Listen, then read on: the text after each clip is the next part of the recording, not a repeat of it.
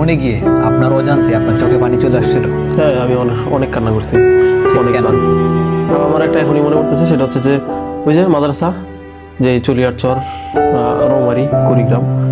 তো সেইখানে হচ্ছে যে আমি যখন চলে আসতেছিলাম, বাচ্চাদের ছেড়ে আসতে যে কান্না করে দিয়েছিলাম। আমি হচ্ছে যখন যেদিন চিরং থেকে আমি লক্ষ্মীপুর যাই, তো সেদিন ট্রাক ড্রাইভারের সাথে আরো একজন ড্রাইভার ছিলেন, আমার ফ্রেন্ড হয়, কলিগ। তো উনি আমার সাথে একটু কথা বলার পর আমার সম্পর্কে এত এত পজিটিভ বিষয়গুলো বলতেছিলেন, মানে উনি নাকি আমার মতো মানে এরকম কাউকে পাই নাই, এত মানে ওনাকে সম্মান করছে বা যাই হোক। তো তখন আমি সাথে সাথে ইনস্ট্যান্ট কান্নাই করে দিছি। ইভেন ওই ভিডিওটা সম্ভবত 31 মিনিটের ভিডিও।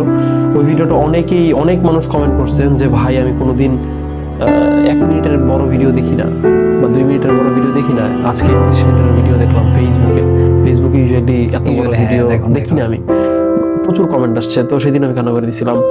তো আমি অনেক ইমোশনাল, তো আমি কান্না করেই দিই, মানে কেউ একটু ভালো আচরণ